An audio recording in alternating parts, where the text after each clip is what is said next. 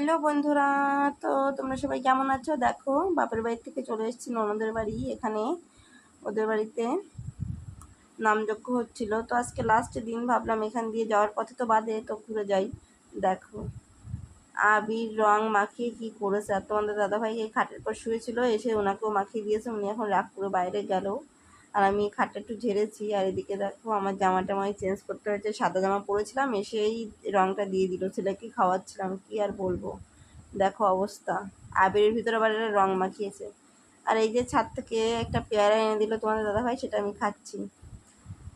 তারপর দেখো, আমরা ওখান থেকে বেরিয়ে গেছি, রাত হয়ে গেছিলো। আমার ছেলে দেখেছো তিলক কেটেছে, আমিও কেটেছিলাম, কিন্তু আমি তো দেখাচ্ছি না, আমি ব্যাক ক্যামেরা এইভাবে ধরেছি, আমি ক্যামেরার পিছনে রয়েছি। এখানে আমরা অনেকটা রাত হয়ে গেছে, তোমাদের দাদাভাই আবার ওনার আঙুলে লেগেছে, সেটা এক্স রে করলো। তারপরে আমরা এইখানে আমাদের বাড়ি যাওয়ার আগে হঠাৎগঞ্জ বাজার, সেখানে আমরা এই যে বিরিয়ানি খাচ্ছি, কারণ অনেকটা রাত হয়ে গেছে। আর যাওয়ার পরে এখন রান্না করে খাওয়ার মতো অবস্থা নেই আমাদের। তো তোমাদের দাদাভাই বললো চলো খাওয়া দাওয়া করে বাড়ি যাই। তো এখান থেকে দেখো আমরা আমাদের প্লেট চলে এসছে, ওনারটা আসছিল না, এই যে এখন এসছে।